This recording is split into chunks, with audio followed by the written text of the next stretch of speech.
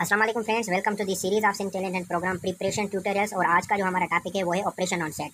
Previous videos में आपका response जो है वो काफ़ी अच्छा आया है, तो हम जो है वो इसको कंटिन्यू कर रहे हैं। और आज का हमारा टॉपिक ऑपरेशन ऑन सेट है। आई होप सो कि ये चीज़ें आपको समझ में आ रही होंगी, ये कॉन्सेप्ट आपके क्लियर हो रहे होंगे। हमारा एक व्हाट्सएप ग्रुप है, आप उसको भी ज्वाइन कर सकते हैं और आप डायरेक्टली क्वेश्चन भी पूछ सकते हैं। अगर आपको कहीं भी कोई भी कन्फ्यूजन है, आप सजेशन भी कर सकते हैं। ठीक है, तो ऑपरेशन ऑन सेट आपको पहले तो ये याद होना चाहिए कि मैथमेटिक्स के कितने ऑपरेशन होते हैं।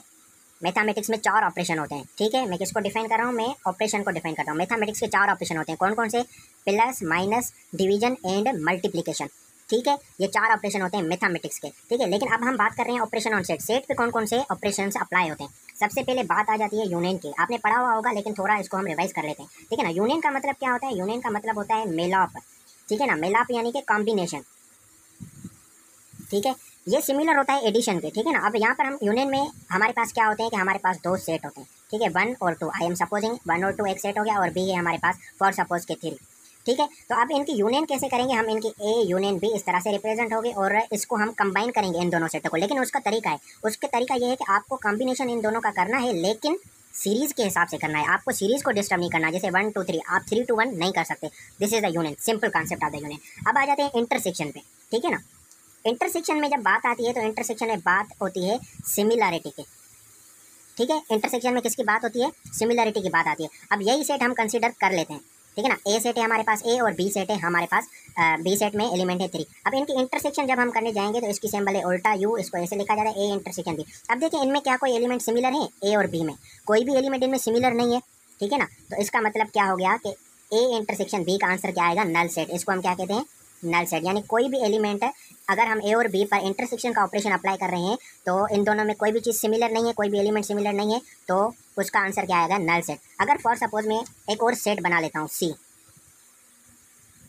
ठीक है, और उसमें मैं एलिमेंट रख लेता हूँ 2 और 3।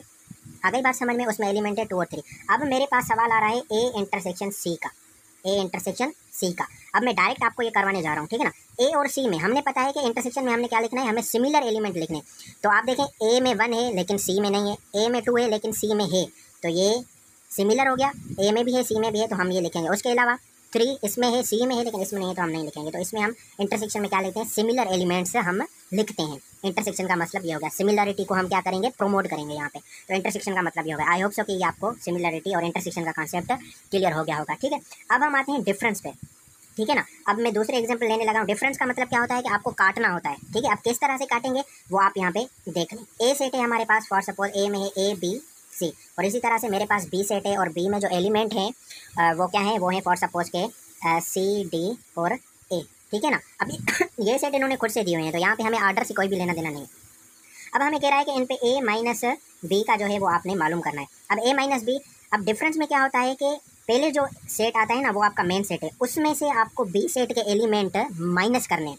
ठीक है, ए पहले आ रहा है तो ए में से, यानी ये आपका मेन सेट हो गया, इसमें से आपको क्या करना है? बी के सेट जो है वो, बी के एलिमेंट जो होंगे वो आपको कट करने हैं। अब आपने यहाँ से आना है, सी यहाँ से कट करना है आपको, सी आपको यहाँ से कट करना है। सी कट हो गया, ओके। डी यहाँ पर है ही नहीं, तो डी को आपने छोड़ देना है, उसको कुछ नहीं। ए आपको यहाँ से ए में से कट करना है, ए भी कट में। अब जो आंसर आपका ए में बचेगा वही होगा आपका ए डिफरेंस बी का आंसर। आई रिपीट अगेन कि ए डिफरेंस बी, यानी ए सेट में से आपको वो एलिमेंट माइनस करने हैं जो बी में भी मौजूद हैं, लेकिन जो आपका आंसर होगा वो कौन सा होगा? जो एलिमेंट सेट ए में बचेंगे।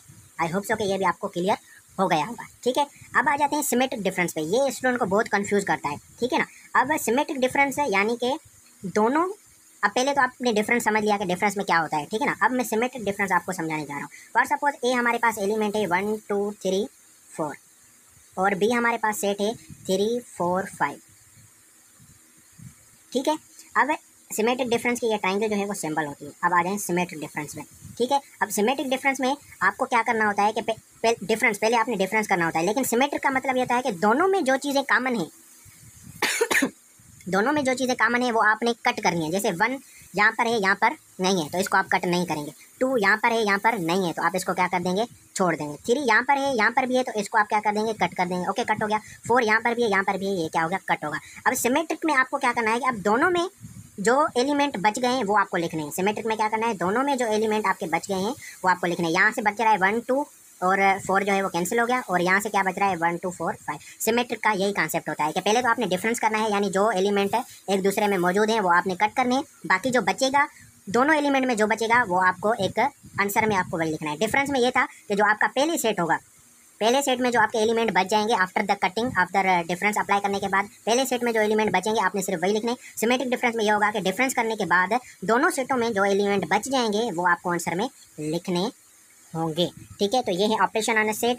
आई होप सो कि ये भी आपको क्लियर हो गया होगा, और अगर कोई कन्फ्यूजन हो तो आप हमारे व्हाट्सएप ग्रुप को ज्वाइन कर सकते हैं, और एक्सपेक्ट करते हैं कि इस वीडियो पे भी हमें लाइक जो मिलेंगे वो 50 से कम नहीं मिलेंगे। दैट्स इट, अल्लाह हाफिज़, मिलते हैं अगले वीडियो में। सिंध सलामत, साथ सलामत।